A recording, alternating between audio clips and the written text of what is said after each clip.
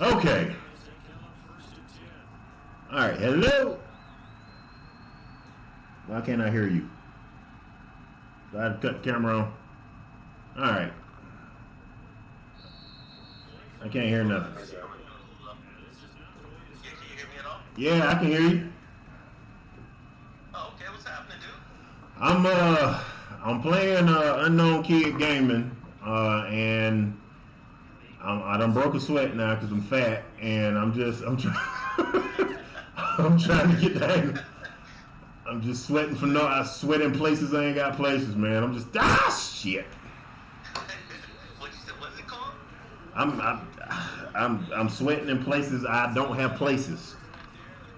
Well, I'm saying you said it's called. You said unknown kid game. Unknown Kid Gaming, yeah. He joined the party right before I came on with you, and like he been like one of my biggest supporters. Win, lose, or draw, he always come through. Step come through. So I do the favor and play the people that support me, even though they kick my ass at this game. That's hilarious, bro. Wait, so this is like somebody you got through YouTube or something? Yeah, we met on YouTube, and he stayed around. We got cool. This is actually only the second time we played each other, but like I said, when people come through and spend their time with you, man, you feel like you should spend some time with them. You know what I mean? Oh yeah, absolutely. It's not like, I guess some people could approach it like, I'm the creator, I'm the producer, you're the consumer. But like, I think, at least for what we trying to do, it feels like it's more so that it should be a little bit more personal. Like you get to know people and like maybe become friends, all that kind of stuff. You know what I mean? Yeah, and that's hard for me to do because I've been in a self-imposed isolation for like 7 years where it's hard for me to step outside my comfort zone, you know what I mean? So when I got somebody that actually want to just hang or kick it, I gotta get out of my comfort zone and be open to that. That's one of my biggest problems, man. I mean, is it not like, hopefully it's not too personal to ask, but you have like a specific reason you kind of went into what you call isolation?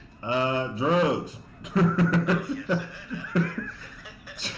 Just fucking drugs. I like drugs so much that, do drugs work? Yeah, but I'm just bad at them. So I just kind of stay in the house now. Did that come from wrestling? Oh, yeah. Okay, I figured, yeah. Oh, yeah. Is it like pain medication type of thing or something? It was self-medicating in the worst way, but after a while, it's my love for wrestling became more like the love for the drug. So I was doing more drugs than I was wrestling, and it was like, you got people feeding you shit, and they love you as long as you're the man, but when you're in real trouble, then they like, nah, we can't help. You need to go get some help. And I didn't go get help at first. I went and got more drugs. Yeah, I feel like I've heard that story a bunch before. But at some point the drugs like take over, kind of. Oh yeah, I told Abby today, we got to talking about it, and I was like, well, drugs are fun, drugs are cool, and it's all great, but what happens when you want to quit and you can't? And yeah. I love being sober. Right now I'm addicted to coffee and Monster and learning this process of streaming because, man, I just wanted to play video games and make money. I didn't know it was this much shit involved with it. I think a good way to think about it is like, it's pretty much like anything that when you're on the outside, you look at it, football, wrestling, whatever, it looks fun, it looks simple, but then like, once you dive into it and you want to do it at a professional level, there's always way more to it. Well, like I'm sure you could tell us crazy details about like, how, what it takes to actually do like put together a wrestling match or an event or something like that. Oh, yeah. Everything people just show up or something. Yeah, those wrestling days, I miss them, but they went from like 7 o'clock that morning to 2 o'clock the next morning. Like I loved it. But yeah. I feel like it's the same for streaming though, right? Like you get to the point where like now you're feeling like it's like it's a really big time commitment. It's a lot of time. But if you love it, it's like you just keep feeling that drive to keep doing it. Well, I mean, it don't help to have somebody with experience around. that does not hurt at all, man. Wait, so how long have you and Abby been streaming? We just started streaming. This is a new thing, but like me and her mama, we go 5, 6 years back playing games. I think like 4 years ago we started that coronavirus classic where we was playing each other just for the hell of it. And Oh, is that what the tournament was that you were telling me about? yeah, we had a title belt and everything, man. Coronavirus classic. I can't remember what we had, like 3 tournaments, but that's where it started, and people was watching and commenting on it and stuff, and I was like, hey, why don't I just fucking try to do this for real? And that's where, like, What platform was that on when you were initially doing it? YouTube, it was just because I didn't know anything. Like, when I came to Twitch, I've been on Twitch, but I haven't been on Twitch to the point where I knew what I needed to do to make Twitch work. So now that I'm on Twitch and it's working a little bit, and you know, it's different now.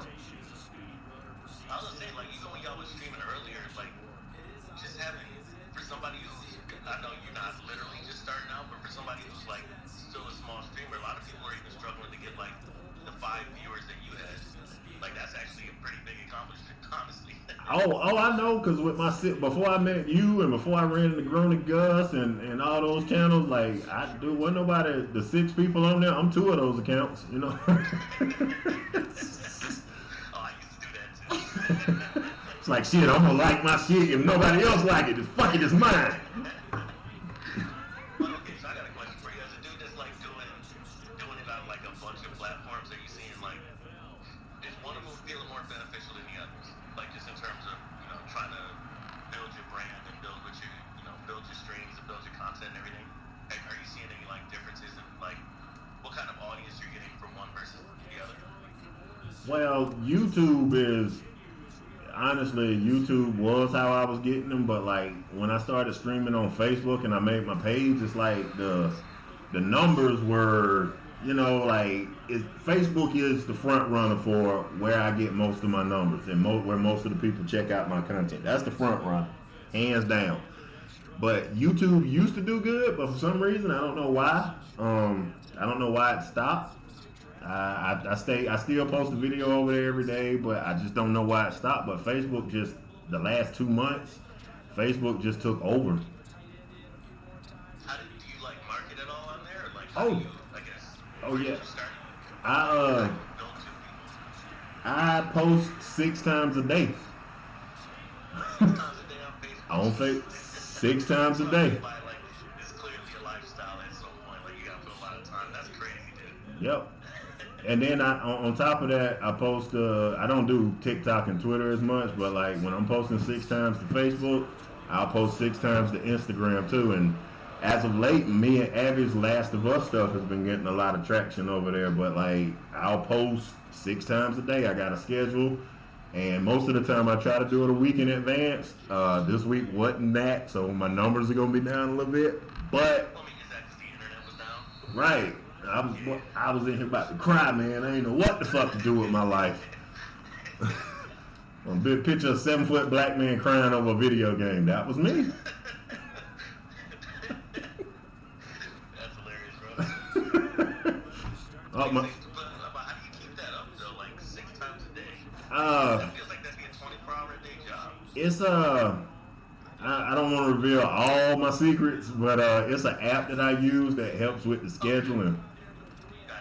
But the hard part for me is not the clips and the content and stuff like that, but the hard part for me is coming up with titles and hashtags and sharing it to this group and make sure these people don't think it's spam and stuff like that. So I love it though. I'll be honest, I do. How long do you think you've been doing? Let's say, I know you said you guys were doing the YouTube stuff a long time ago, but when did you kind of start saying you want to try to do it professionally, I guess? When I ran into Brother Ben, and he was telling me like, all right, I'll picture this, 1942, Sicily. Let me stop. I got fired from the job, which I was going to quit in 6 months and do this anyway, but I got fired, and I was already making plans to leave, and then once they let me go for pouring a soda on somebody's car, I was like, I got to get serious about what it is I want to do. So that's kind of what led to all of this. At the time, I was doing videos on people who were getting killed in my city, But some of the mamas didn't like that, so I took them down and was like, I got to do something I want to do. And that's when the football and the streaming and all that kind of the podcasting that I was doing at the time, it all came into play. So I knew I was going to do this. I just couldn't do it working for somebody else. Wait, so just out of curiosity, because you jumped past it real quick, you said you were doing videos about people that were killed in your neighborhood? In my city? Just kind of like let people know what happened type of thing, or? Oh, yeah. And some of the deceased individuals' mamas didn't want their sons portrayed like that, I guess. And because Greenwood, at one point, where I live, we was having a homicide almost every week for like a whole summer. And it was bad. So I was like, well, maybe if I do this, it'll save somebody else's son's life. Well, you know, the mama didn't want to hear that. And I was talking about, yo, we need to do this, we need to do that, and you know, it just didn't fit. It felt like work instead of what it feels like now. Like right now, I just don't feel like work, even though it is. And I just went with the hot hand. I made a video on. I was like, the Negro Sports League Network or the Negro Sports League channel is jumping, so I guess that's what y'all want. Here you go.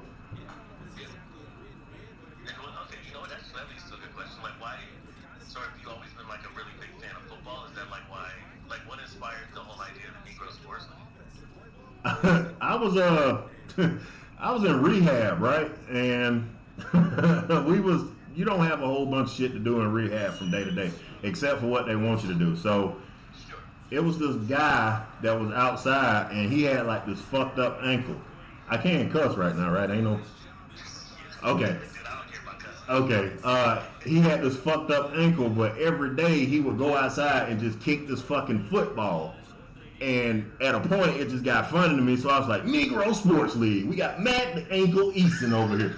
And that's where it came from. And everybody died laughing. And I brought it home with me, and like, I was like, and you know, a couple of the people I went to rehab, I think Matt might have been the one that died, but I had a couple of people I was there with that died too. So for that 30-day period in my life where I was around people like me, that when I use it, it kind of just brings back good memories about why I'm staying sober and the people and the relationships I made down there, stuff like that. So that makes sense, yeah. People. That's pretty cool. At least, like, you know, the fact that they passed, you know, in a way kind of helps, like, you know, inspire some more, you know, progress, in, you know, while they're gone anyway. Like, yeah. It still kind of added some inspiration to you for what you're doing. Oh yeah. I got stuff. Is it just football? Oh, it's everything. It's the Negro Sports League. It's wrestling, football. I try to stay away from the political because I don't want that shit in my channel at all. That is toxic behavior to me, where people get on here and argue about shit like that. I just want to, mainly my goal, my why for doing this is I want people to come and forget about their life for 2 hours while I act the fool. That's it. Oh yeah, absolutely. Which you do plenty of. I try, man. I try. They say I'm funny. I just think I'm being. This is me. I like to say this, and then I'll quit interrupting. I like to say that this person right here is the person that the drugs and alcohol couldn't kill. So this is what you get. I like that. That's cool.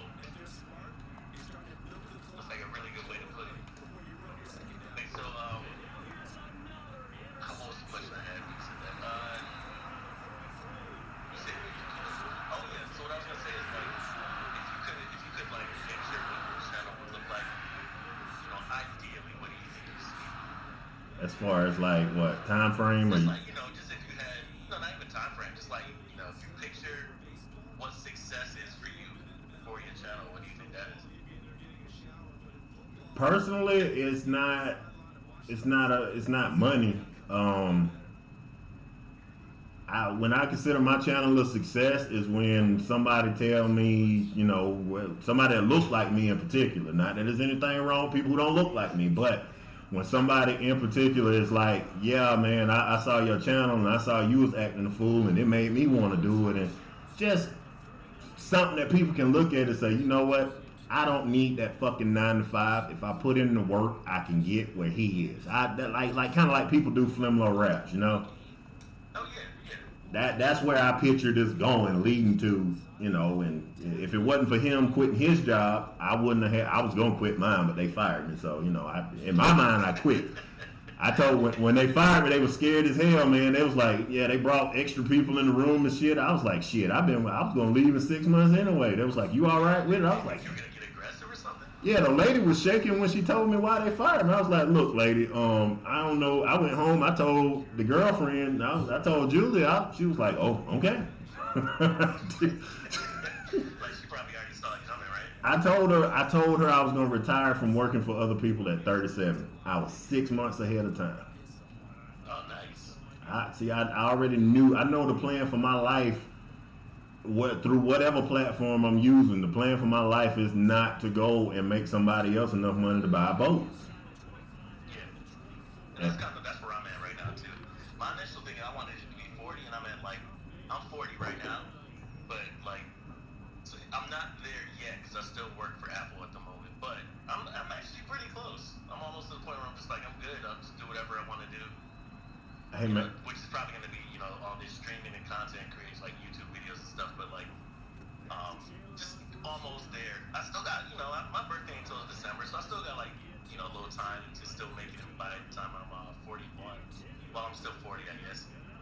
hey man, I believe in you. I'm 100%. I already know. See, I can tell that about you, man, because you help and you help and you help and you don't ask for shit in return. So I already know that whatever it is you're gonna do, you're gonna be great at it because you have impacted my life just by helping me get my shit right. So as long as you do that, shit, bro, you're gonna be all right. Well, I think my thing for me has always been that I've never seen myself as being the lone successful person. Like, I think I kind of more enjoy it when it's not just. I almost think about it like high school or something. You have like a class of people that you graduate with.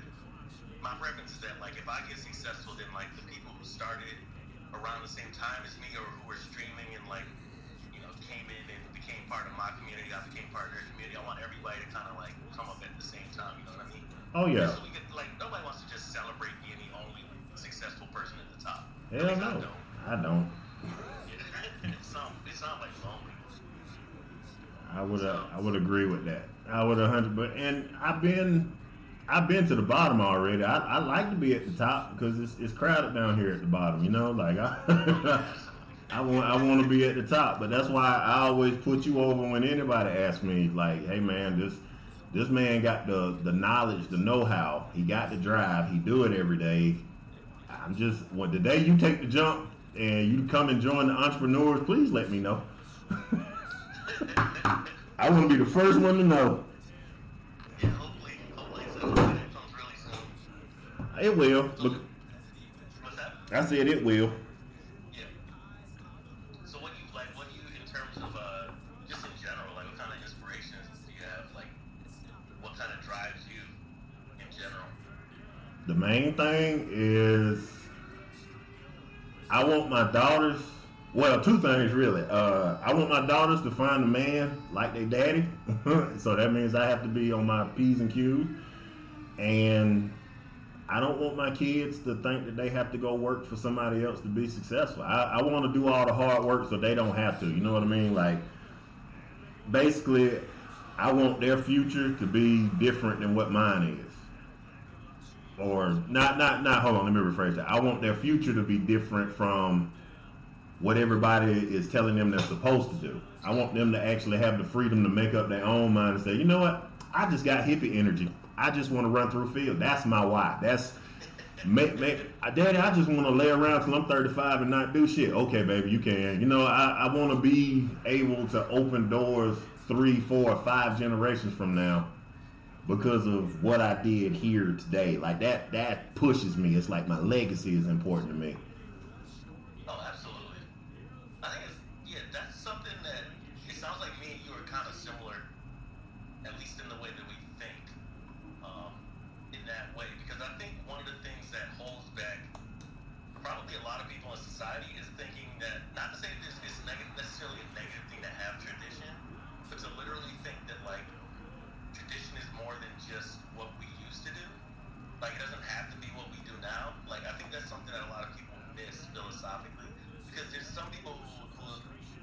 down, for example, that streaming, like streaming's not work. And I'm like, there's people who do, they stream for 12 hours a day and make like hundreds of thousands of dollars. Do you not call that a job? There's some people who think that, no matter what you're doing, if you're not in an office, working for, quote unquote, the man, then you don't have a job or you're not really finding success in life and stuff like that. And I think for me, I'm more so on the path, like you were saying, of you should be able to find your own way. Like there's different ways to do life. There's no real formula on how to win. It's just you have to figure out what works for you, what's right for you, and what makes you happy. Just kind of run with that. Find your path that way.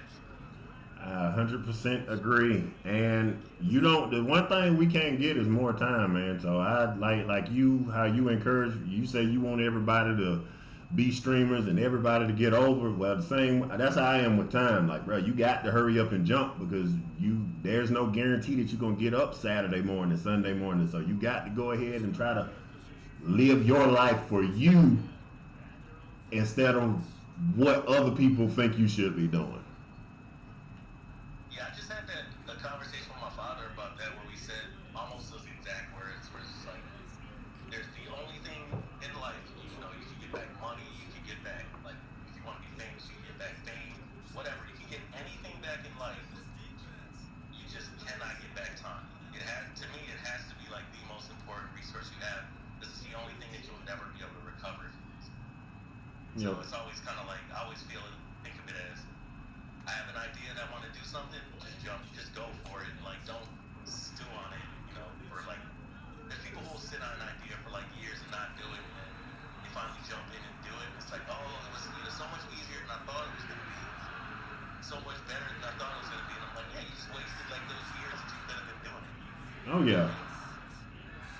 And I think a lot of people just kind of like, just again, falling into the normal ways of society and normal ways of doing things and just kind of miss what could be potentially a better life for them, more happiness for them. Like you said, maybe generational wealth for them, that kind of thing. Just that fear of jumping in. Well, I didn't have a choice. I got pushed, but it was my fault.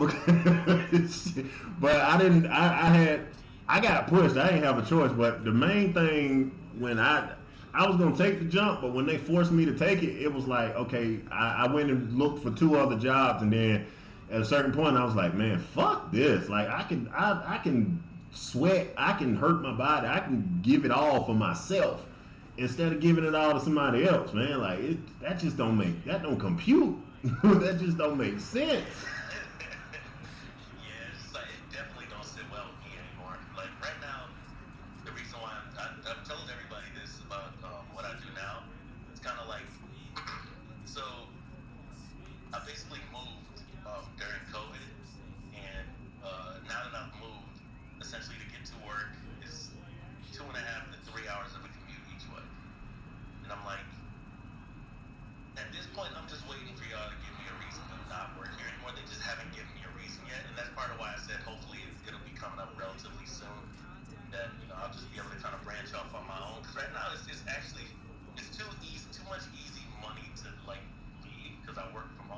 Yeah. It's not too taxing anything. But you see it, I'm still able to stream every day. Yeah. Kind of thing.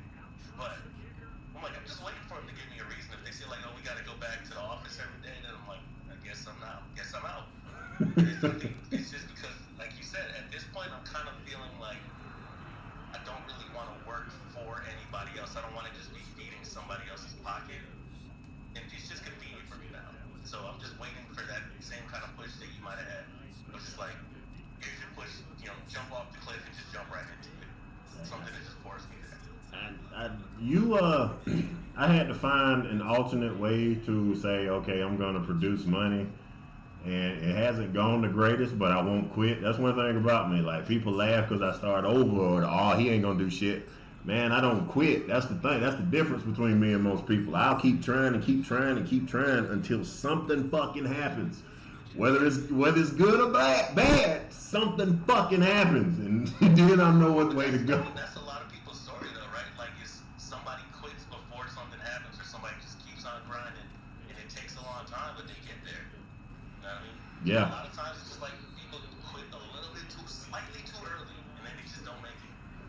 So, yeah, I'm with you on that. Yeah, So you said the stuff that you're doing now. Are you talking about like the investing stuff? Yeah. That you were telling me about? Oh yeah.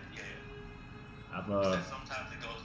I mean, that's just the market, right? Sometimes it's gonna go good, sometimes it's not, kind of thing. and most of the time it's not. Absolutely. Now the market is like trash at the moment. But It's not. I mean, but I gotta be patient enough. Like I won't say how much I probably lost since I started investing, but just know it's a comma in there. It's a comma in there, and it's probably a couple of numbers in front of it. But I won't quit because I know that if I stay patient, all I gotta do is stay patient. Like it's days where I'll flip out here in the house and I'll just be mad and won't understand why, but it's because I'm not being patient. I'm disciplined enough to do it, but the patience, it's like, okay, I quit, I took this risk, it need to hurry up and come on. No, that's not how it works, young man. yeah, exactly. Life will be like, oh, you really want to do this? Well, here you go. Here's some more problems. Here's some car trouble. It's gonna give you more problems. Exactly. Yeah, I got like certain. That's one of the things that one of my things that I'm hoping is gonna kick off is that I've had some investments and stuff like that I've had for a long ass time. And I think they're probably pretty soon they might mature. But again, it's one of those things I've known people where I'm like, oh, you should buy this like stock or this crypto or something like that. And, they get upset when it dips. And I'm like, just hold on. No, you gotta have that patience, which a lot of people don't have. Like you said, it's like, now this stuff has come back up a little bit. And hopefully when it matures, and all of a sudden, I'll be able to just kind of jump ship and do what I want. But again, like a lot of people just really don't have the patience. And like you said, life is gonna it's gonna force you to wait, or it's gonna throw, obstacles in your way, hurdles, stuff you gotta jump over, stuff like that. But you just hold out, keep grinding, stay strong, man. That's kind of the only way to do it. And a good woman. That helps. Oh, absolutely. Yeah. Having that support system obviously is like really, really important too. Oh yeah, because I can actually recall the day I came home and was like, well, they fired me. She was like, okay. Like, like I'm not bothered. Like she believed in me, and she believed in me to the point where she should have been left. With the shit I was doing before, everybody else left but her and my mama. That was it. Everybody else left. So why am I gonna turn away my good thing? And she was like, well, you doing this, I know it's gonna pay off. You go ahead and do this. I'm gonna take care of us for right now. So that's definitely, I'm not gonna say definitely, but if you want peace in your household, you got to have somebody who's gonna understand why you doing it. That helps here. And were you guys like together during like the rehab and like the drug run and all that kind of stuff? Oh yeah, that's I can remember exactly what happened. I won't go into specifics, but let's just say I had a couple of balls, and I decided that putting these balls into my body all at one time was a good idea. Well, yeah, I'm talking about like over a 3-day period. So I thought I was having a heart attack, and I had to call somebody, and I saw my children walking down the aisle without me walking them, and I said I need some help. So I picked up the phone. I told her. I told my mama, and I went to rehab, and that was it. Yeah, I'm sure that's like a pretty big wake up call. Like just having that thought, being like, yeah, I might not be there for my kids getting married and all kinds of stuff. Just for their future in general, I'm sure that's enough to make a big change in your life, right? Bro, I said this ain't it, man. Like I said I know I'm supposed to have better because I'm still here living. I'm supposed to do something with my life, but this damn drug addiction that I got, it was killing me, man. It was literally killing my heart. Yeah, that's crazy, dude. Thankfully, I've never really jumped in except for smoked weed a couple times. And I thought I was immune to it in the beginning, but then after a while, I'm at the point now where if I ever do it or if I ever do edibles, I like get crazy paranoid, and I'm like, I'm good.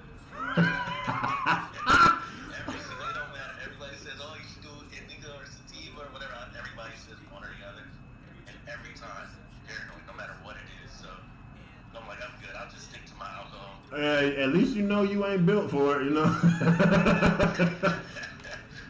me is a good thing. I'm happy to not be built for it. Hey man, you seem like the type of individual that's driven. To me.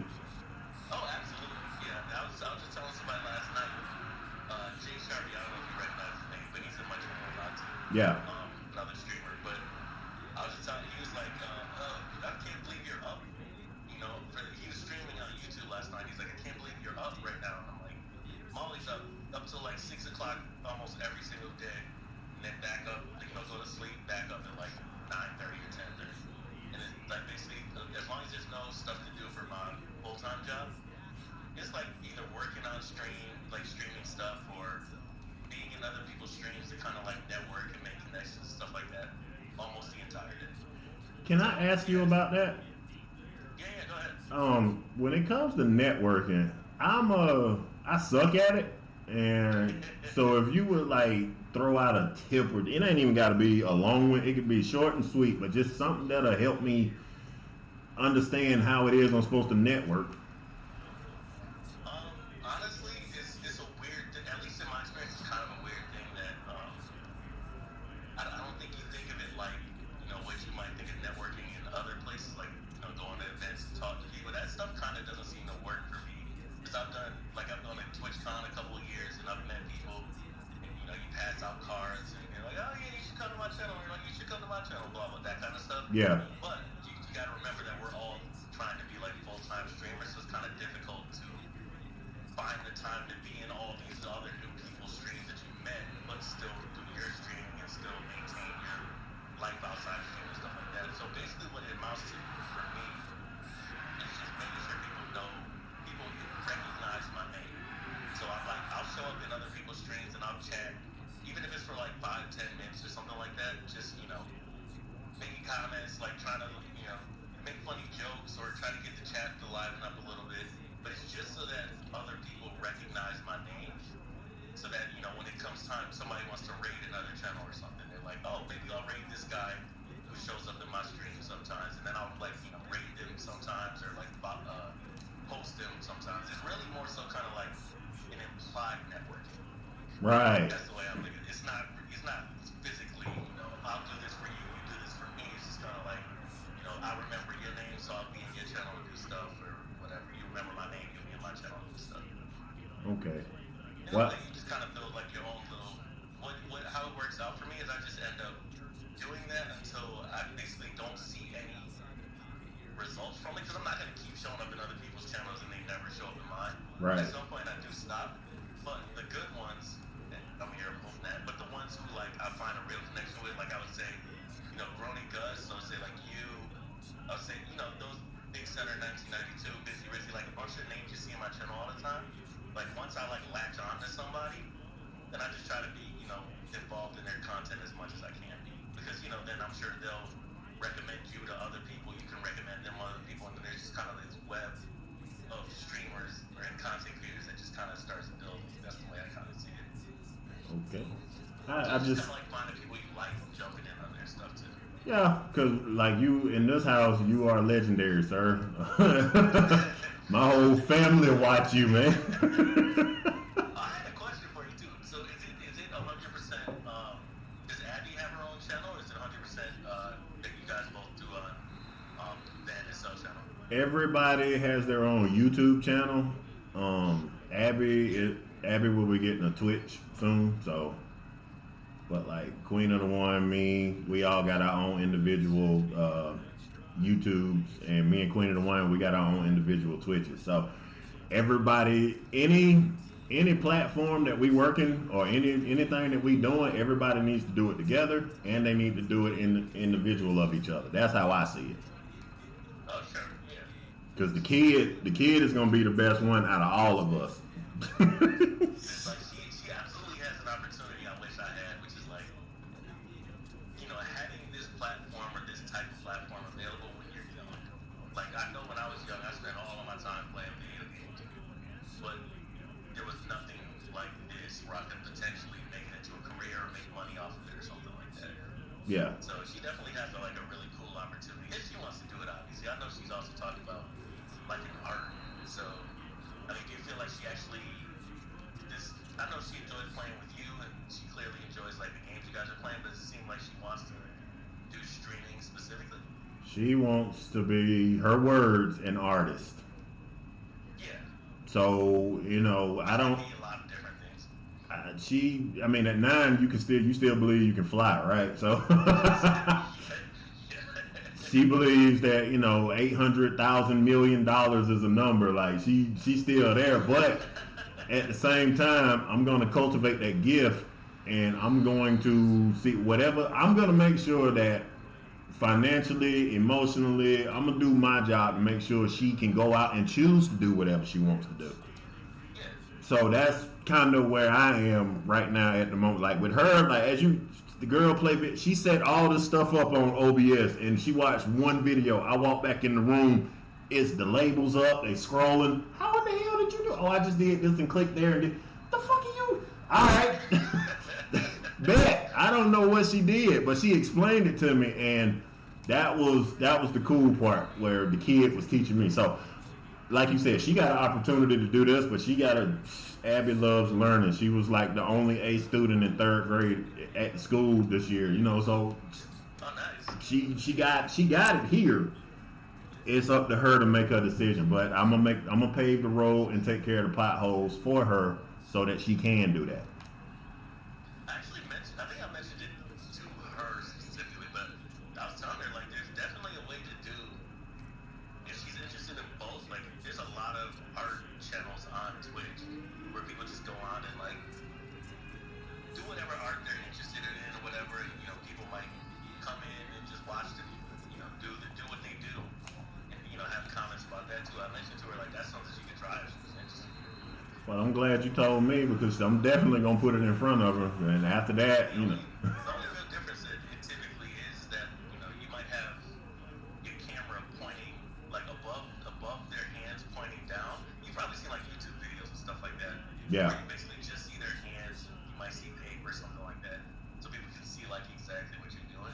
Yeah. There's a lot, especially if you're talented. There's a lot of like people who get a pretty big audience doing that. So that might be a good option for her. Like I said, the world is her oyster. She can do what she please. As long as Daddy get his cut, you know, you can. I don't want everything. I just want a little bit. You just want your cut, a little something on the side. That's it, you know. So when you gonna convince Queen of the One to stream? Well, secretly she has been, but what? yeah, secretly. I'm following her. I ain't getting no notifications. But she would. All right. She got to work her way up to getting back on camera because she is extremely shy. But she's been. You don't really have to be on camera per se. You can, as long as I would say, as long as you're talking, like she's not just like mic muted, no camera. Right. Because then it's just like, you know, that's just watching a gameplay video. Nobody really watches those. Okay. But at least talking. Okay. Well, she listening. She can hear what you say. Yeah, I see her in the chat. Hey man, Monster Squad just shouted me out. Hey, appreciate Monster Squad. I think that's on YouTube. He just shouted me out because I got the chat going. He's on Twitch too. Yeah, Oh. he's another person who's like a regular in my channel that I try to be in his channel too. But yeah, that's a great dude to know too. Okay, well I think in terms of personality, just like charisma and like being funny, y'all are probably kind of similar. well, I try to tell people I don't think people keep telling me they say, "Oh, you funny." No, man, I don't see funny when I see me. Y'all thankfully do, but I don't know how to take that as a compliment. It's like, okay, thank you. I don't really. Yeah, I would just say it as like, you know, it's not that what you're saying is comical necessarily. Like, it's not like we're saying you're not smart or you don't know what you're talking about. It's your delivery. Okay. You know, like the way somebody delivers something can completely change like the tone of it. You know, if somebody's completely monotonous, they can say the same thing as you and, you know, might fall asleep. Right. But like, you know what I mean? It's just more so like you have a really like funny demeanor and a really funny tone when you speak. So the things you say end up feeling very like funny, even if you're just, you know, dropping knowledge. Okay. Well, I thank you for explaining that a little bit better to me. But I'll still continue to just try to say thank you in the future when people. Exactly. Yeah, just say thank you. I don't. Am I here to abuse you? Exactly. Right. Which honestly, honestly, I'm not gonna say too much in this open air conversation, but if you ever see, have you ever seen Con Air Yeah, of course. with Ving Rhames when Remember, I'm 40. I'm yeah. up there too. 97 was a great year for Nicolas Cage. Yeah, exactly. But he asked him, he was like, "Why are you working for this redneck racist white man?" And Ving Rhames said, "Yeah, I play till I get what I want," and that's kind of the mind. Yeah. That's kind of the mindset I have in this. Oh yeah, I'll shine your shoes for you, jump on the table and tap dance, but once I get what I want, I'm gone. Yeah. No, I mean, yeah, there's nothing wrong with that. I'm It's called strategy. right?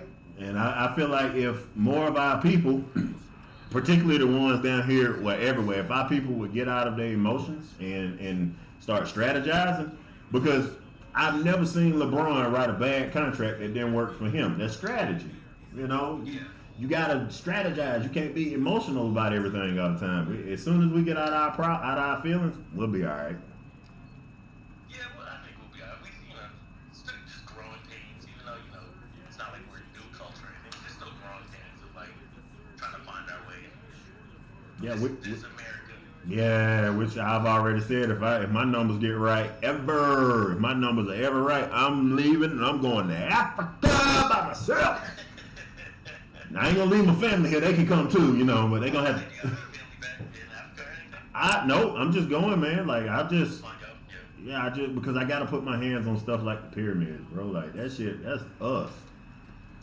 Oh, yeah. That's I almost had a chance to go, but I just missed it. Like, we were supposed to take a ferry out to, was it Morocco, I think it was? yeah. And, we just missed the ferry by, I think, 30 minutes or something like that. So I wasn't able to go when I was in Spain, but that's one of my goals too, is to at least get a trip out there. And we will, as long as you believe that you will. Oh yeah. Actually, I'm making an effort to travel. Not just the only. I don't want to die of only having ever seen America. So I definitely put it in the schedule to try to do a lot of international travel. We're probably gonna try to go to Cambodia later this year. I've been to a lot of the Asian countries and some countries in Europe, but I just haven't made it to Africa yet. Well, I've been all over. I was talking to my mama last Saturday when I was pushing her in her wheelchair around the park like a servant. But I was talking to her last week and she was like, we was talking, she was like, all the places that I've been in my life. She's like, damn, you've been a whole bunch of places, but I've never been outside of the country. Oh, you haven't left the country yet? I've never left the country. I went from New Orleans to Seattle to New York in a calendar year, but I've never left the country. Yeah, thankfully, I've got a bunch of chances. We're gonna go to Mexico in 2 weeks, 3 weeks, 3 weeks ago. Damn. So thankfully, I've got the opportunity to go to a bunch of places, even with work. Work just sent me to Mexico. If I wasn't going on this trip to Mexico, I'd be going to London, and we might have wanted to go to Amsterdam pretty soon. So thankfully, that's those opportunities, because of what I do get presented to me. But also just vacations. A lot of the travel I've done before this job was just to make sure that I saw something other than the United States. See how other people live. I think it's super interesting to see what the differences are in terms of how we do things versus how other countries do things. I feel you on that because I know that this America shit, this can't be the end all be all. American dream, my ass. This is fuck this. Well, you can keep the American dream. I don't give a shit. Just let me go do something else. Well, that's a good question for you. So I'm sorry, that's a bang on my microphone. Has the idea of playing games specifically, has that always been a passion of yours? Or did you kind of, when you were introduced to doing the YouTube videos, when you guys did that for COVID, some of that, is that kind of where the inspiration for doing it as a career in a way came for you? Yeah, it started, honestly, the reason why is because I had a friend that I used to wrestle with, and we fell apart because people fall apart. That's big. Yeah, it happens. But he always said one thing. He said, if you want to keep a happy home, play video games. And it always used to, he used to go out and spend $60 on video game. Girlfriend wouldn't complain, wouldn't say shit, right? So I was like, well, why? And he was like, well, you in the house. She know what you're doing. And you ain't out getting in trouble or drink. If you want to drink, you can drink at home. You know, you're not out doing stupid shit. The video games is how he saved his marriage. And he been married to this girl 19 years, bro. So I just took his advice. And then when me and her, when she started streaming, I really kind of got interested in watching her play. So I was like, fuck it, I'm going to do it too. Was Queen in the video games before it? Oh yeah, she played 3 sports in high school, so she got the genetics and the accuracy. I can actually tell you a quick story about her. We had a wrestling show, and she was pushing Abby. Abby was like maybe a year old at the time, maybe. She was pushing her, and like these dudes was playing soccer, and while she walking with the stroller down the hill, the ball that they kicked flew over there to her, and she just nicely, without breaking stride, kicked that motherfucker right back over there to her and just kept walking. I can't do that. If I would have kicked it, it would have went in the street. Oh, so it's like soccer one of her sports? Volleyball, softball, and basketball. Oh, so she's just like, it's just athleticism in general. Oh yeah, man. Okay, yeah. When you're making your future generation, appreciate that, Will. I'm sorry that it cut off. Right, I was playing Will right quick.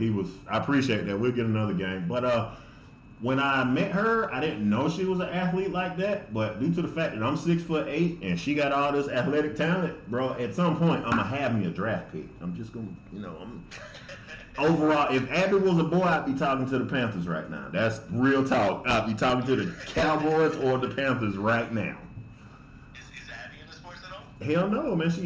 Abby's like, we tried to tell her that just because you like taller than most of the teachers at your school, you should not be in that box of, because when people see her, that, oh, she should play basketball, she's huge. Of course, that's always the first question. Right. And I'm like, well, maybe she likes art, and they like, well, she should play basketball. So I'm fighting with that because she does need to toughen up, but at the same time, she needs to do what she want to do. So yeah, just because you're tall doesn't mean you need to play like basketball or a sport or something like that. It's like, maybe it's whatever you're interested in. Right, like I like books, and I wanted to be an English teacher at one point. I don't know what my class. English teacher to wrestler. Wrestling that fell in my lap, and I was like, I went to college. I went to a technical college, but they didn't have an English program, so I just kind of got a job and had a family. But as far as the wrestling deal, that fell in my lap with that friend that I was telling you about with the video games. Yeah. So that everything that I've done has kind of led me to this conversation right here. Like everything I've done has led me to this point right here. So I don't really know if I don't know. It's interesting because I feel like a lot of women that I've spoken to think of video games like, considering he said it's like what saves you, it'll save your relationship. Like a lot of women, I feel like, seem to be under the impression that it'll be kind of a hindrance to your relationship. Well, you know what I mean? Like the whole, if you spend all your time playing games, then when do you have time for me? That type of thing. Yeah. Those are. So if Queen is like already kind of a gamer in her own right, I guess that might switch up the dynamic a bit. Well, it took one football game and one loss for her to start playing football. We played at these people's house, and this dude beat her. And the next day, we went to go get a PlayStation and Madden 16. I'm talking about if it wasn't the next day, it was definitely the day after, because she was like, "Oh, fuck this." And wait, so she like super? I mean, she was an athlete, so she's probably super competitive, right? If she ever get back on camera, she is. Every play she's supposed to score a touchdown, and every play she's supposed to stop them. They're not supposed to get a yard, a point, or anything. Like super competitive. That's why I don't like playing. I guess that makes sense for gaming, Well, you have an outlet to do it. At least you get the frustration out, like on the digital field versus like being super competitive in like real life. Having that kind of that could be a little bit of a crutch for some people, I would say. I feel like you can take anything and use it for negative or positive. And if she's good at this shit, and she is, because if it wasn't for her, my record, I can show you. I can go to my record right now, I can tell you exactly how many games I've won and how many she won on my account. She's she plays on your account too. She did before we got PlayStation Plus for her on the other PlayStation. So she was playing. She got me out the negative. I think I was like 15-40. She played. You seem to win on the YouTube videos that I watch. That's because I hide the losses most of the time. No, I put the losses on Facebook. I just make a joke out of it. You know, like I take 28-3, but I got an interception. You know, that's kind of. Based on like your videos, I feel like you just spend the whole game just like catching like interceptions.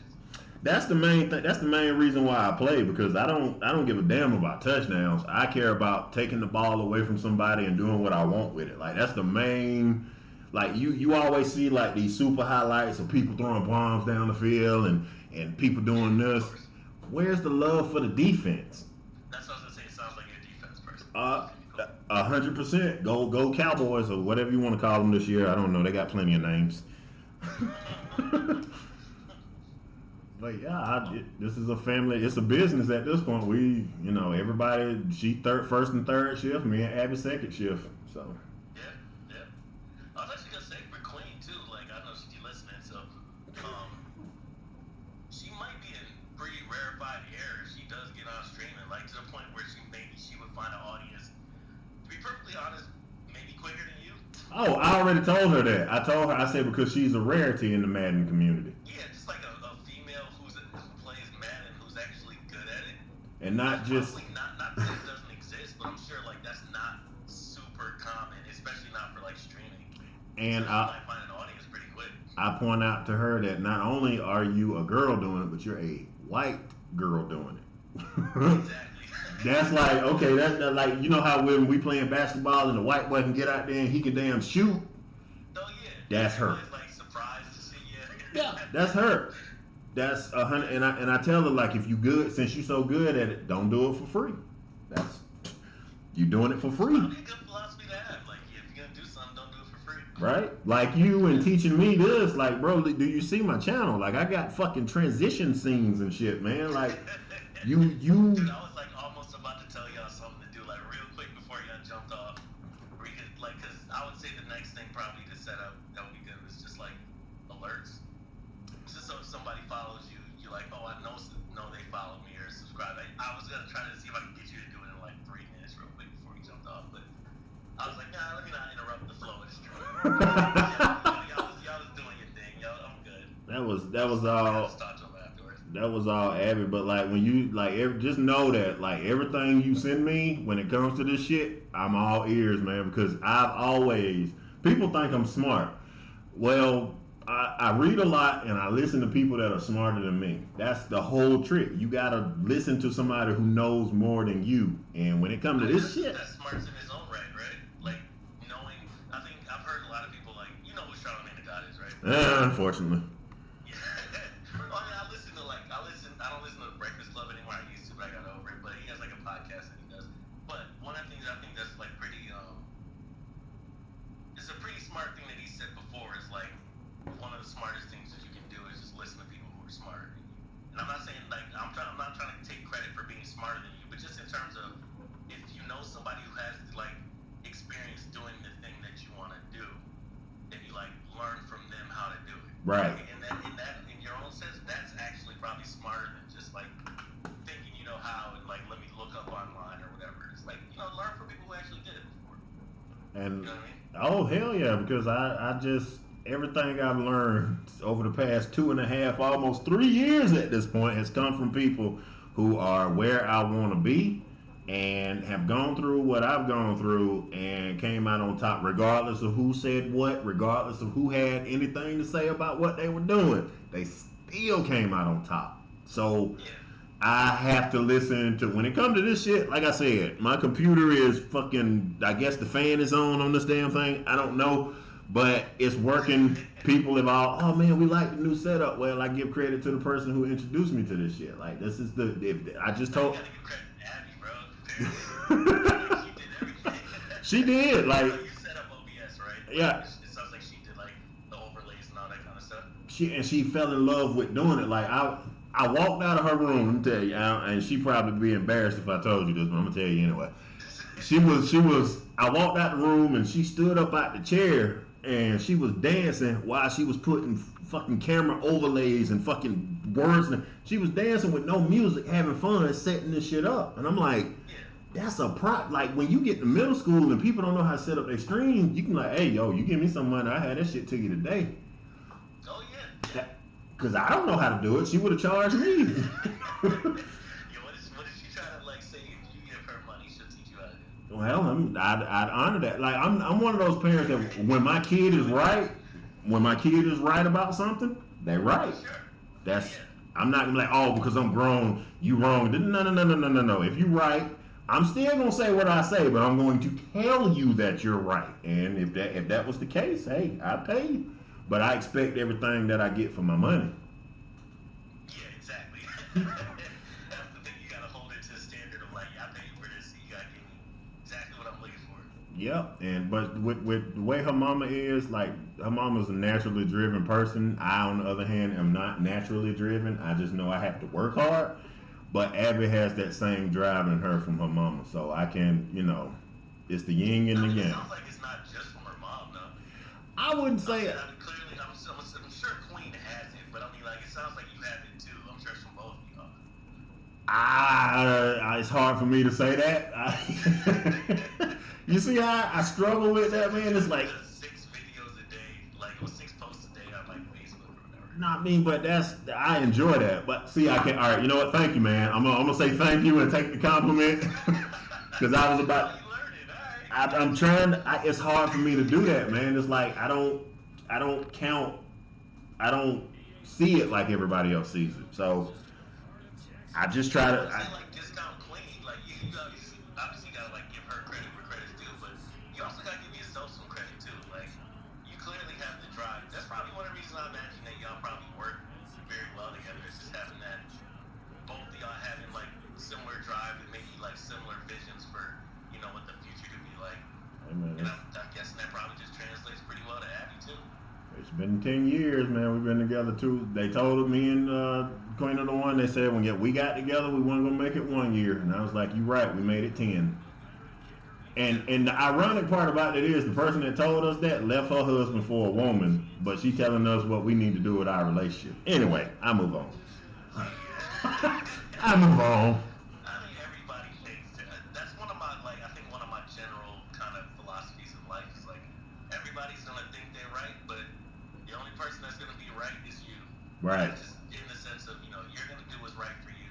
Hopefully, what you feel is right for you, and everybody else is just kind of noise. Like you can take advice from people and stuff like that, but everybody, just like you, is trying to navigate life and trying to figure things out. Even when they're adults, we're still all trying to figure stuff out. So everybody, if they find success, they might be like, oh, this is the way you need to do it, or whatever. And it's just like, that might not work for me. Right. That might not work for you, whatever. You just got to figure it out for yourself based on, like, trying things, seeing what works for you, what doesn't, and adjusting, based on whatever results you get. Hey, man, were you raised by old people? They're old now. Like, you just sound like you was raised by old people.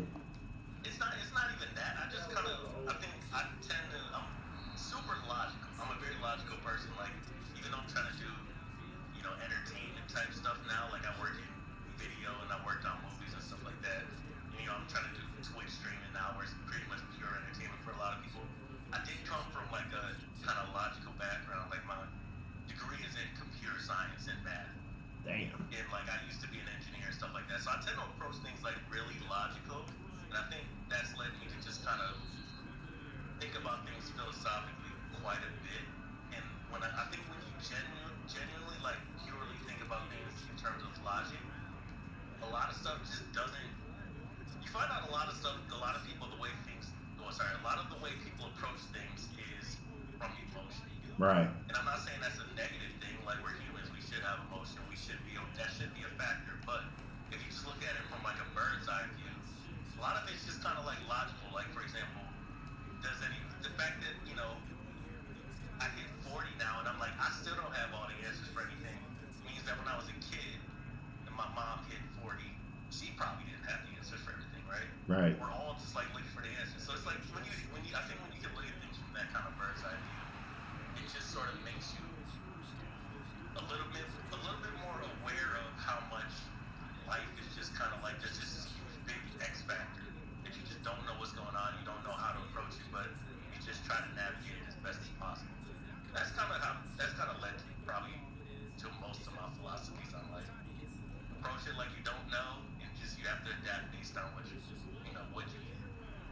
Well, I didn't know engineering, so you like Urkel smart. You got a degree in math. I would say I used to be Urkel smart. One of my things also is that I forget very quickly. So like when I abandoned engineering and started doing filmmaking, like all the engineering stuff just like vanishes. Wow. So I think I'm kind of like a sponge in the sense that if you fill me up too much, stuff starts leaking out, and I forget shit. You know what I mean? I just. But I will say, thankfully, if I do try to jump back into something, it tends to come back relatively quickly. I'll say that much. So, like me and I don't know if you saw UBT, who's in my chat right now. Like that's actually one of my best friends. We've known each other, I guess, since '99, so like 22 years. Damn. And like he was also like a computer science major. Actually started in business and then jumped over to computer science. But like we tried to do like a little project where we were doing some coding and stuff like that. And when we jumped in, it took me like a day to kind of remember some of the stuff. But until then, that shit's just like a gray cloud. But once I look it up again and I'm like, oh, okay, you know, this is how this worked, that's how this worked, then I'm good. But until then, it's just like I couldn't answer a question to you about coding if you ask me right now. If your life depended on it and the bomb was on 5 seconds, like, nah, bro, just go ahead and pull the trigger, man. This is. Yes, I'll see you in heaven, Grandma. Sorry. Oh man, damn it! What can I do about these bots that keep popping up in my chat, man? You too? Yes, they just. That's something I have not figured out yet. We were actually playing, like when we were playing Among Us yesterday, they kept showing up saying something like, oh, Tinder is a trash website, go to this website or something like that for your sex hookups. We were just joking about it basically. I don't really know how to fix that one other than just like make a joke about it and then ban them. Yeah, it's just like it's the shit that they wrote. I was more upset that Abby saw some of it. Like I haven't had that talk, but I'm gonna after today I'm gonna have to have that. 9, right? Right. Yeah, nobody has that talk at 9. Well, she 5'6", 100 and some odd pounds. That woman part of her is about to kick in really quick. Holy shit, she's 9 and she's 5'6". She's 5'6" and a half. Yo, she should play basketball. All right, you tell her. She might look at you like you got turds hanging out your mouth, man. What the fuck? Did you really just say that? Every time you get on the stream, she puts you. She probably gets that from you, right? How tall is Clean? Hey, how tall are you? She ended up playing football, I believe. I don't know. She probably got the headset on. She's like 5'10". How tall are you? Both of her parents are tall. Okay, cool. Yeah, she you know, in our house, Abby's she's the medium-sized one right now, but like in about 2-3 years, if she. Everybody, like to you, everybody. My oldest, I'm 6'1", and you would be towering over me. my oldest, my 17-year-old, she's 6'2", and for some reason she just stopped growing. I don't know why, but so She's 17. she's 17 and she's 6'2". That's still she's taller than me, dude. That's like huge for like for the average female, I'd imagine. Oh yeah, but when they come, it's like if I had boys, one be Carolina, one be the Panthers, or the Cowboys, and one be the Panthers. So it didn't work out like that. You know, I didn't want boys. I actually enjoyed being a girl dad. It's just the fucking weird talks you got. Well, not weird, but uncomfortable. You know, like, dude, I had the first talk with Rosalind when I took her out to eat, and I was like, well, this is what's gonna happen. What's the first name? Rosalind. I got Rosalind. Okay, Yeah. that's your first, the 17-year-old? Yeah, from my marriage when I was very stupid.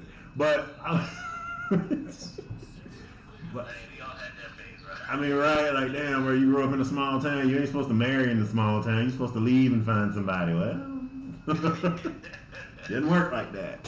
But I was telling her how boys are gonna talk. So I told when that part of her life started, I told her this is what boys are gonna say. This is how they gonna act till they get what they want. You know, that whole thing. And she got to high school. She was like, "Yeah, you was right. Everything I told her they was gonna say." Predictable. It's pretty easy to figure out what we're gonna do. Yeah. We all do the same thing. Right. We all animals at the end of the day. To me, like depending on how you want to look at that.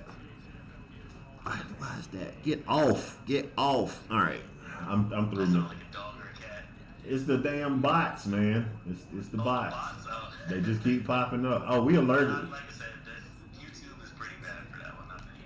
So I mean, I thought YouTube was gonna be the ticket because you know how everybody start when they get on YouTube. Yeah, I'm gonna make this video and I'm gonna make that and da da da da.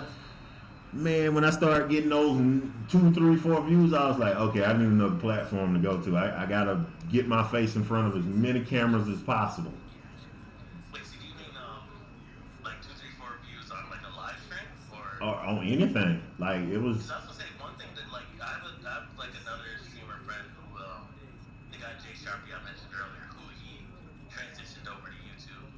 And I think what I've noticed that at least just from watching on YouTube streaming and stuff like that, Twitch seems to be way better for streaming in terms of, for example, knowing when somebody goes live. Like when he went live, I had no idea. Like when you go live on YouTube, I have no idea. Oh. Twitch sends me a notification, but YouTube tends to be better for like, I guess the way the word is discoverability, meaning like people go on YouTube searching for videos. They don't really go on Twitch searching for videos. Right. They want to see you when you're live, but they're not like, oh, let me go find an archive of somebody who was playing Madden. Right. They're just like, I want to see somebody live playing it. So at least what it seems like to me is it seems like Twitch is better for when you're live streaming, and then once you have like a video you want to post, is way better on YouTube. Because somebody will go on YouTube looking for, a funny Madden video or something like that. Yeah, and I gotta start. I'm a little late today because of working with this shit all week. Normally I would have everything posted all the way till next week, every Thursday, but So because yours is like you just time it out where you can say, oh, post this on this day at this time type of thing. Is that what you meant? oh yeah, because if I got everything posted outside of the live stream, that'll give me 7 things on Facebook or on Instagram for the day. I can take that time and go just watch the market, or I can take that time and learn OBS. That's what I've been doing this whole week, is like just trying to learn it, but I haven't really been online like that. So I'll just post it, make sure that it's got everything I needed to say, and then I'll go try to learn something else while I got that time. Yeah. Does that make sense? Got to, man. Absolutely makes sense. That's why when you send me like a tip, or I say like I want to get online and jump into what y'all are doing at the time, and I feel bad because I can't, because it's like, yeah, I want to be there, I want to communicate and talk to the fellas, but it's like I'm trying to do this and get this done so that I can. Here's the thing, like me trying to do this stuff full time, you don't ever gotta feel bad, bro. Like I get it, I absolutely get it. Like like I said with networking, for example, I'm trying to go in and support. Like I might have literally 10 streams up on my computer at the same time, just trying to like network. And of course, I'm following a ton of people who are other streamers, so it's like there's literally not enough time in a day to get to everything. So I get it. Like if you can't, that's why I always tell people, if you can make it in the stream, that's great. I'll always love you being there. If you can't, or if you have to bounce early or something like that, it's good. Just like I have no complaints, because I just know there's life. People have life. People have other streamers they watch. I'm just appreciative of the time I get. You know what I mean? Shit, not in this house. You stay on. Like I appreciate that too. And you got Julie be at work watching you, Abby be in her bedroom on the computer watching, and I be on the phone watching you. So like, I'd be kind of surprised when Queen stopped in. Like it sounds like she's in the middle of work, and like, what are you doing? when she loyal, like that's one thing that I can say about her. When she loyal to somebody, it's 100% all the way in. Like it's unconditional, unequivocal. It's 100% loyalty if she's loyal to you. Now, if she don't like your ass, she's just as She's loyal to not liking you. right. And it don't take much to get on her. Not that that's a bad thing, but like it just don't take much to piss her off and be like, fuck you. I just go over here. Yeah. I love that about her. I still got. So you said you think she's on right now? I'm about to check. I don't know. She in there quiet right now. I don't know what she's doing. I was gonna say, she says something every once in a while, but I'm like, I feel like she might be on streaming on the low. Don't want to tell nobody. Well, she'll probably be after I'm finished. I don't even know how long. 3 hours at this point. I don't even know. She'll probably stream like late night. Like when she get off work, like 12, 1 in the morning, she'll get on for like 3 hours or 2 or 3 hours and just stream quietly, and then just go to bed, get up and do it again, and won't tell nobody shit. She said she watching us. I think that's what she said. What's that? Yeah. Okay, that's what she said. She just watching us. Said, my job is laid back. I work at the individual's home. She's just watching. Which, like I said, like I couldn't do her job.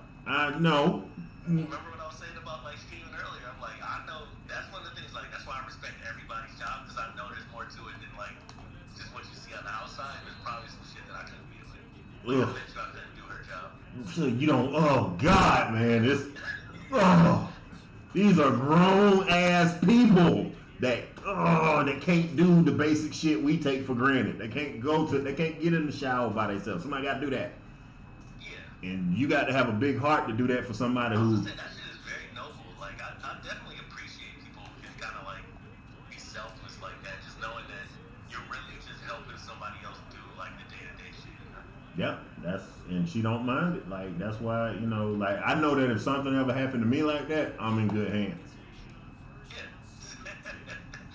She gonna be changing your diapers and stuff. Or pushing me down some steps, whichever one come first. Whatever gets the job done. Hey man, it's a reason to kick an old man down some steps. I'm not saying you should do it, but it's probably a reason why you could do it.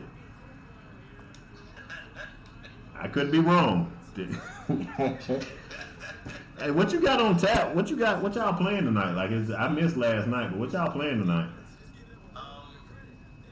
Like probably this is like a fighting game called Guilty Gear Strive. So usually like on Friday I try to do alternating what it is. It's called Friday Night Frights and Friday Night Fights. So Frights is just kind of like horror games. That's how I was doing the Corey before. And then Fights is just like fighting games because you might not be able to tell based on how I've been streaming, but like I'm a pretty big fan of like fighting games specifically. I tried to do that for a while, but it just kind of didn't bring in enough of. I'm not gonna say no, it didn't bring in enough of an audience, but maybe not the audience I wanted. Right. I think I kind of want like more people who are into a variety of things than just like all the same thing, because then that kind of pigeonholes me into the idea that I need to do this same type of games all the time, which I'm not that guy. I like a lot of different type of games. So. Is it in it like? All right, being a variety gamer or streamer, or the fella said you broadcast. I don't really know what's the difference. No, that's just a joke. Okay, I don't. But like, will it affect you growing a following if you have to play, or if you choose to play more than one game, or that really don't matter? So from what I've heard / experienced, usually people grow an audience way quicker if they stick to a single game. So it absolutely has been. I mean, it's the way that I think and the way that I enjoy games. And one of my things is like I need to be enjoying this while I'm doing it. I know it can be a job and you have to do it like at some point it can feel like a job, but I kind of don't want it to. But like realistically, they say you should pick a game. A lot of the people that you see that are like a variety streamers, like they kind of started with something, a single game, played it for a long ass time, just that, and then they switched over. But I just know that I won't like it. So I know it's a hindrance, but I just literally will not enjoy it if like my entire stream every day, 6 days a week is the same thing. Yeah, I feel like that too. I feel like why do I have to choose just one thing? Why can't I just do what it is I want to do and be successful doing what I want to do? So I mean, it's not that you can't. It's just realistically, I think, like I said, I think you got the personality absolutely to do it. Like, because number one, as far as I see on this platform or on these platforms, is entertainment. That's why people go to see something. Like, they literally just wanted to see the game. They would go just watch a gameplay video or whatever. So they want to see the people, the personality. They want to be entertained. So I think you got that. But it's just that, in all likelihood, it'll probably grow slower. It's just, there are definitely techniques to kind of how you can game the system a bit. I'm sure if you like stick to the same game all the time, that there's people who are diehard fans of that game that'll stick with you. But the problem ends up being afterwards, once you decide you want to switch, for a lot of people, they'll just drop off. Gotcha. That explains a lot, because when I was on YouTube doing a certain game, my views were up, and then when I stopped doing it, they went back down, and I was like, well, piss on y'all. They came for that game. That's really what they came for. So when you stop playing that game, then they stop watching. That is not Damn, man, you're supposed to support regardless, I mean, bastards. I think there's just different types of viewers. Like I always try to tell people. Maybe I don't have all the categories ironed out, but I think there's like a category. There's like different type of people who come to your channel for different reasons. Like there's a person who wants to see somebody who's really good at a game.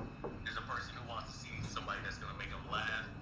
There's somebody who people tend to go to like gimmicks. So there's some people, the example I always use. There's some people who stream where the people playing, the people talking on their stream on camera are puppets. Where there's people who do like D&D and they see people in character and stuff like that. People who go to see hot girls. People who go to see famous people in some way. That could be gaming famous or like Logic, the rapper, he's on here, or like Deadmau5 is on here. And then there's like just people who go to see like some specific interest they have. Like, you know what ASMR is, right? Yes. Yeah, there's people who go to see that. So like, in essence, I mean, there could be more categories, but in essence, like, there's always going to be probably a variety, some combination of all those categories of those people in your channel. And depending on what you do, some people just going to leave, right? If they came for that game, they're just going to leave if you don't play that game. Or if they came for ASMR and you want to do ASMR on Monday, and on Tuesday you want to do that, then they're probably not going to show up on Tuesday. You know what I mean? Yeah, I've seen that in the numbers. I'll be honest. It's just what happens. Yeah, there's no way to really get around it, unfortunately. But yeah, it's just kind of something you deal with. But I think that's why, like for example with me, it's probably kind of similar to what you're doing. There's some value in just being purely you and doing what you want to do. Because then, hypothetically, when you find your audience, it's not that if you change anything, they won't stay because they're there for you. Right. Right? Yeah. Which I really, I honestly, to be perfectly honest with you, I don't know why anybody comes to watch me at all, and that's just like I said, like I'm outside off this camera, I'm probably not this guy. On camera, I'm Ray Lewis. Off camera, I'm probably more like I don't know, somebody calm, docile. I do talk a lot, but like I don't understand why anybody would like come to watch me do anything. But I'm thankful because I feel like being humble when somebody actually spend their time with you is the best way to get people to stay. But being braggadocious all the time is a good way to run them off. Because I've run off quite a few people from my shit being unapologetically me when the camera was on and off. And I've learned to differentiate between the character and the person. I've learned to separate the two. They are not the same. Off camera, I'll probably try to talk to you about some life insurance or an LLC or some shit like that. Like I'll probably like. No, I'm gonna try to convince you to go get you a whole life insurance policy so that you can create your own bank. That's what. But see, I can't do that on stream because people come for the entertainment. So I have to be two different people. That's why I have two different channels where I can go be intelligent and I can go be whatever they want me to be on here. So. Yeah. Like I said, I think to me, again, that's just like, at least in my personal advice I give people is just be like kind of unapologetic with you. Not to say that you gotta be abrasive or anything like that, just like, you do you, you be you, you'll find the audience that's like there for you. So that like, whatever you do, they're there for that, not there for like, some specific thing where they're gonna abandon you. Yeah. Depending on what you do, you know what I mean? Yeah, like the whole camp. I don't know, you can tell me if I'm wrong, but it seems like you do that. It seems like you just kind of like you just having fun with Abby and like, or even by yourself doing that and stuff like that. That's kind of what it feels like. That's what it is, man. It's like I've spent my whole life trying to fit into what everybody else wanted me to be, and I was never, ever, ever comfortable in my own skin. Well, at 36, 37, I really started to get comfortable with who I was as a man. Now I'm just trying to figure out how to love myself as a black man. So I'm just who I am. Like, my whole life I was told shit like, you use too many big words, or you this and you that, and I was always trying to fit what the hell somebody else wanted me to be. But now I wipe my ass with what people think about me now. I really like, I will wipe front to back to from whatever the fuck I will wipe my ass with what somebody's opinion of me is, because ain't no bunk beds in my casket. You can't go with me, dog. So that's like life for me. Like, I'm literally the person who I'm like what your opinion of me does, what your opinion is of me does not change anything about my life.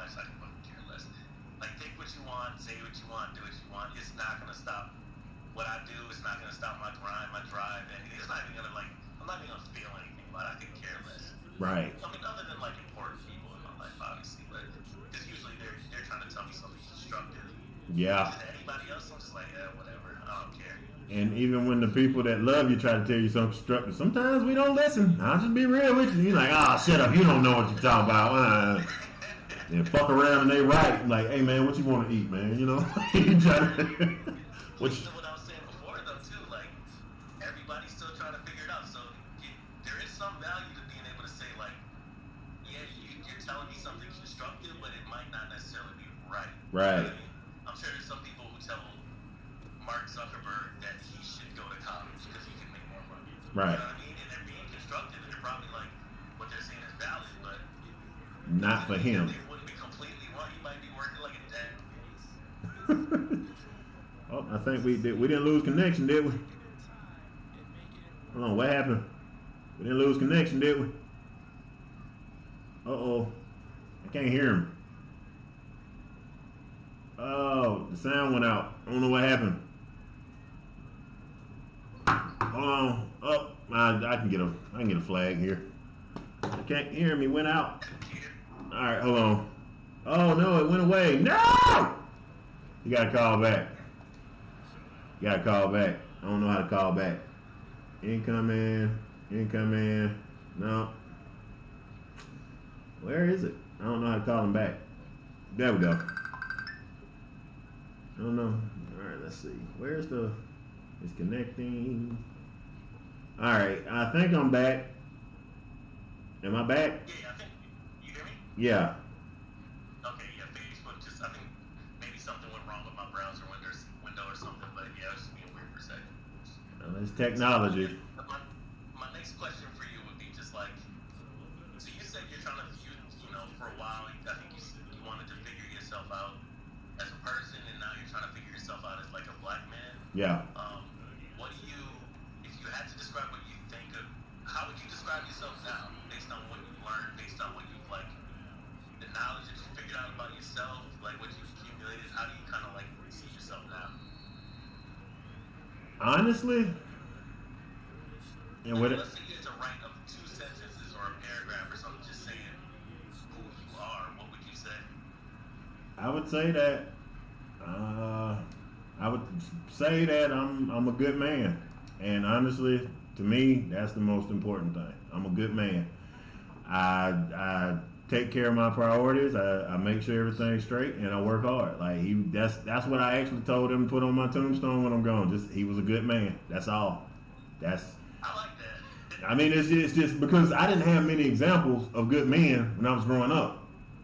So everything that I saw, I don't want to be. That's why I had to kick the drug habit. I had to kick the drinking.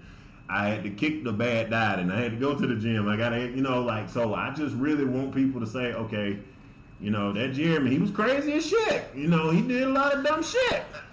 But man, he was a good man, and that's so that my girls can take my last name after I'm gone and put it on their children to be proud of the man that their daddy was. That's me. I'm just. I would imagine at this point you're already there. Absolutely, because I'm sure Queen and Ab, you're both really proud of you, and even I can't say I know you enough to be yo, I'm proud of you, but I can tell you that just based on talking to you, based on hearing what you're about and stuff like that, I'm that sounds like a good man. That sounds like a good dude. I try, man, and I heard somebody, I can't remember who said it. I might have heard it down there in rehab where it was I'm gonna do the best I can today. I'm gonna wake up tomorrow. I hope you still love me, and I hope you love me when you don't want to. So that's just kind of how I am. I got to do the best I can today, and when I wake up tomorrow, what I did yesterday don't even matter. Just knock that shit out today. Yeah. Today should be better than yesterday. You do better than yesterday, whatever it is. So. Yep, and I have. What's up next for you? Honestly, as far as this go, now that I got OBS running, we're gonna be back on that schedule come Sunday. But as far as personally, I'm ready to get married. I need to go ahead and get married. Yeah.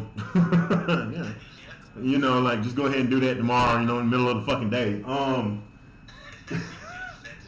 You know, like, hey man, let's just go to the fucking courthouse and do it. All right, and she'd probably be like, okay. But me, professionally, I'm gonna be in the market and I'm gonna be trying to leave a legacy, man. Like, and another thing is, I want to grow with good people. That's grow. I need more like-minded individuals that know more than me, or they can contribute to where I'm trying to get to as a whole. You know, you want to go far, do it by yourself. You want to go fast, do it by yourself. You want to go far, do it with a team.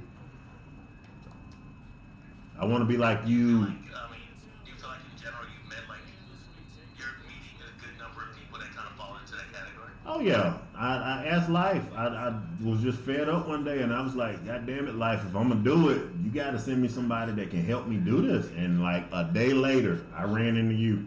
So, I mean, because you get frustrated because it's like you can only go to a certain level without people helping or without somebody showing you, okay, this is what you need to do. And I was like, fuck, I'm stuck, I'm complacent. Help me, life. And then I ran into, I don't even remember what stream it was, but we all ran into you, and it was like, shit been glorious ever since. I just pulled a wool over everybody's eyes, make it look cool. Man, what you mean? No, man. What you got warrants or something, man? You trying yeah, warrant, right? Have you been still doing, why am I blanking on the name of it? The one where you can listen to the music and stuff, but it use it all, right? Riff. Riff, there you go. Yeah, me and... Have you been doing Riff at all? I don't can't... feel like I've seen anybody go on. I can't get on Riff because they don't work according. I sent the dude my schedule. I said I'd be streaming every day at the same time. It's like I'm kind of consistent with it. I need you to kind of help me. And like the third day he ignored me. The fourth day he ignored me. And the fifth day, bro. Is that the same guy that helped you that one time that I was in there? Yeah. And I was like, you know what? I'm good. Like it only takes me 3 times to spoil on something before I'm just like, you know what? I'll figure it out. Yeah, I think my thing was like, I was looking at it and I'm just like, I want to be able to, and maybe it's kind of similar to what you're saying. I want to be able to do it myself. Like, not to say that there's any problem with me having to contact somebody and say, oh, my stream is up, I want to put it on there. But I'm like, I just know how to like post my stream there so I can do it the way I want to versus like having my stream going and being like, oh, can you guys do this? And like you said, maybe they don't respond, maybe they do, whatever. Like, I was looking for like tutorials and stuff and I just couldn't find anything that showed me specifically how to get my stream on there. It sounds like they were really more focused on turn on your phone camera, you know, and be in the room while people are talking kind of thing. Yeah, well, I was excited, and I often get overly excited about everything when it's new. But after you show me who you really are, I believe you. So once you struck out them 3 times, like, hey man, I like your app, I'll even come through.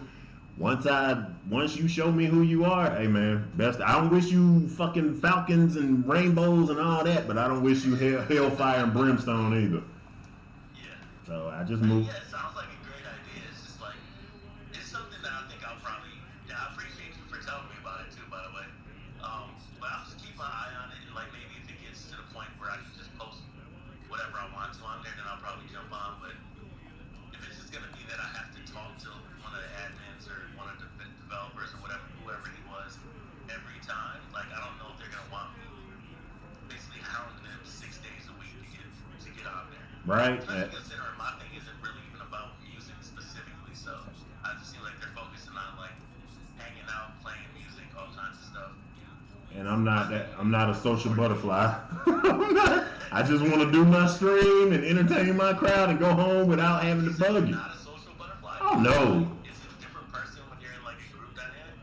Oh, I'll slink back in the corner. If I'm in a group full of people, if I'm not comfortable with you, I'll just sit in the back. I won't say shit. Like that's just how. So interesting though, dude. Like it's coming from like, well, actually, I think I might have asked you this before. Maybe I'm just not remembering the answer. Did you play football too? No. You didn't. Nope. Okay, cool. But I feel like I'm just kind of surprised that like having to have that, you know, wrestling dynamic, and then also just from seeing you and talking to you and stuff like that, I'm like, he has like. You have what people probably call that moxie or like that charisma or whatever. I'm like, I'm surprised that if you get into a group dynamic, it's just kind of like, you know, quiet. You get quiet. Yeah, That's interesting. I can give you Queen of the One can tell you this, and I can give you a perfect example. We went to see some people that she knew, and I knew a couple of them, but I did not know enough to be comfortable. And I just really kind of just sat in the chair and kept my sunglasses on and looked. And not that I want it to be like that. It's just when I'm not comfortable around people I don't know, I'll just go into That's what I my was gonna ask. So it's probably about whether or not you know the people. right. And even I just let me grow accustomed to something, and then I'll just sit back and be quiet and won't say nothing. Didn't eat, didn't drink nothing, didn't do nothing. Just sit back and shut up. I think that might be one place that like we might be a little bit different. Because I'm basically, if I'm doing something, like you know how we said earlier, we're like, oh, if you're doing something, you might as well make money from it. Yeah. I'm more so like, I'm also like, if I'm doing something, I might as well have fun. So Right. even though I might not know people and I might not be 100% comfortable with them, my first thing is just be like, everybody I meet, I'm just gonna act like I knew you already. Yeah. Just to make sure that in the end, I don't feel like I had the awkward experience because I really don't like awkward whatsoever. Right. Not to say not awkward people, but meaning if we're chatting, like my preference is to not have the experience of being awkward. Right. I guess. Yeah. But I'm glad you like that because I'll because bro I'm telling you like real quick but that also comes from like the self-imposed 7-year exile that I've been in. Like once you Do you think that actually impacted you? I think it did a lot. More. I think that due to the fact that I was trusting people when I went into this exile, I was trusting people, and then all the people just kind of like fuck you. So I sat in the house, and like now I don't know how to be back out there. Like I don't know how to get out of that space of where I don't have to care about other people's problems. I can just care about, you know what I'm saying? Like it's selfish, yeah, That's but understandable. Yeah. I've been by myself or with my family for so long. It's just like, yeah, I'm good. I'll just go home. Yeah, you get used to it, and it's just like that's your comfort zone at that point, right? Yep. And you are helping me right now get out of my comfort zone because I'm. But that's the thing, like that's why I'm surprised. The main reason I'm surprised is because I'm like, I hear you talking right now, for example, and I'm like, you don't sound uncomfortable. You know what I mean? Like it sounds like it feels like if I threw you into a situation with a bunch of people, everybody will walk away like, damn, that dude was amazing. Like he's like the funniest person, or he's like the coolest person, or whatever. As compared to just like sunglasses on, leaning against the wall type of thing. Well, partially, I think that's got to do with you because you kind of like come into the picture and you talk, but you don't expect anything back. You know what I'm saying? Like Absolutely, yeah. I kind of gauge people by how they treat me or how they interact with me. So like with you, I feel comfortable, but like other I people, appreciate that. yeah, like you see how I'm talking. I don't do this all the time. Like I just don't. I sound like a fucking date. I don't do this for everybody. But I don't. You telling her no, but I'm a family guy. Like I'm interested in rebuilding the relationships I've broken with my family, like my mama and stuff like that. But like for the most part, I don't go outside of a certain little area that I stay in when it comes to trusting people with details about who I am or what it is that I do or what I'm currently working on. I don't tell nobody like everything. Just because you don't necessarily want to hear their opinion about it type of thing? No, in some cases I'll listen to somebody's opinion, but like you said earlier, okay, well that works for you, but it may not work for me. So I'm just gonna go over here and do this right here. Yeah, I'm just going to do what I do. Yeah. It's like, thank you for the advice. I appreciate it, but yeah, I'm kind of gonna party over here by myself. Yeah, I get you. That's just. Actually, I guess this probably could be a last question. Actually, got to use the bathroom anyway. We got to start the game pretty soon. So, if you think about, let me think about this for a second. If you think about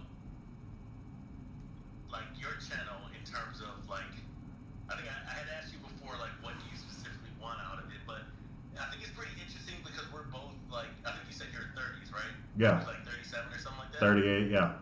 38. Yeah. So you think about, I think there's a difference in terms of let's say she wasn't your daughter, like Abby, somebody her age versus somebody our age. we're probably a bit more focused. We're doing something for a reason, specifically. Like I would imagine it's probably not the case that if you ask Abby, why you like streaming, it's not gonna be like because I want to be a full-time streamer or whatever. It's like it's fun. Right. So essentially, my question would be like, do you feel like as a 30s person who's trying to find a career in video games, do you feel like at this point it's attainable? Hell yeah. Like, I guess I don't really know the examples, and I'm not saying I don't, because I do. Absolutely, I wouldn't be doing this if I did. But it's just kind of, to me, it's like an interesting discussion to have. Like, clearly there's a such thing as it being a young man's game, and maybe you got to work harder as like once you're older, because a lot of people, I'm sure, on the platform are younger people.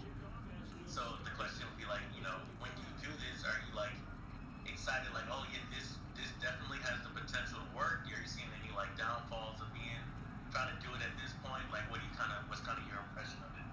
I feel like, and this is just the way I feel like if I'm still breathing, I feel like that's one way to look at it. Okay, I can do it too because I was doing Madden when it was 8-bit. You know what I'm saying? But like, I know Tecmo Bowl, man. Like, so, but as far as being 30 and trying to be successful, I say it like this: the way I was doing life, I got my first job at 15. I stopped working for somebody else 36, 37. What was the first job? Working in a restaurant. I was on that dishwashing. Oh yeah. And that way sucks. I'm gonna be honest with you. So being older in a so-called younger man's game, like, bro, I'm just as good. I'm just as qualified. I'm just as talented. I can do this shit too. My age shouldn't restrict me from doing nothing. It's interesting because I do feel like, yeah, that people want to see people that look like them, so maybe age is a big factor. But it's like you, me, Queen, whatever, us people who are like, we have so much experience where the likelihood probably is that we probably could put together a little bit of a better product than the person who's like, 17, 18.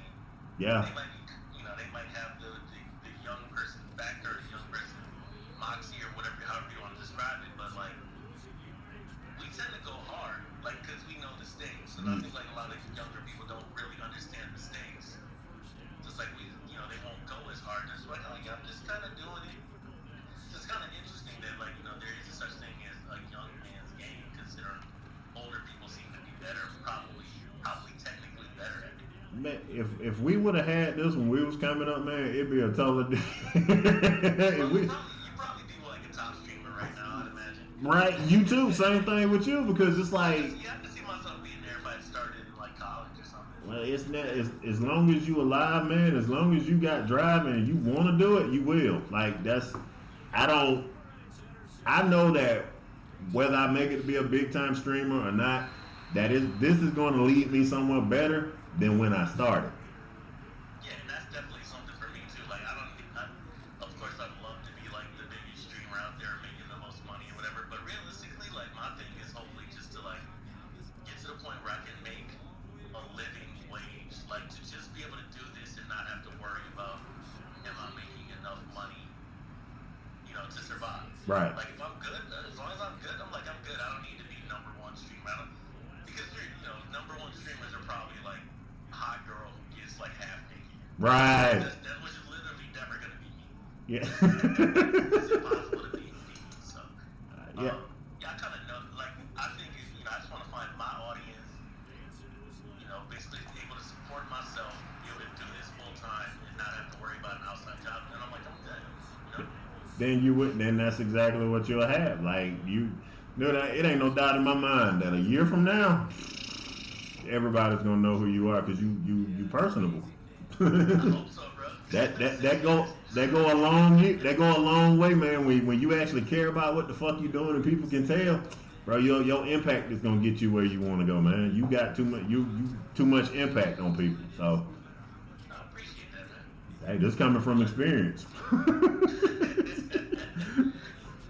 before we go, definitely you should shout out your channel. Definitely shout out Queens too, because she should start streaming from everybody. I hope she gets like 1,000 followers just because of this interview. Me too, cause I'm gonna fucking spend every dollar that they send. No, she make more than me. I don't give a fuck. But anybody who's listening right now, NSL for Life on Twitch, on Instagram, Negro Sports League, Facebook, the Negro Sports League, Twitch. I said NSL for Life. Queen of the One is my girlfriend. She has a YouTube channel. She's getting streaming. She's getting her feet wet again. You can also catch me and my 9-year-old playing every day from 5:30 to 9:30. The schedule is on Twitch. Go follow me over there. That's what I got. Alright, bro, man, appreciate you coming on and talk with me, man. Hey, man, it was fun, man. It was gonna be a good chat, man. I knew it as soon as you was like, yeah, come on. This is my guy over here. Like, I know it's gonna be great. Oh yeah, man. It was a pleasure to do it with you. Thank you for thinking highly enough to ask me to do it, man.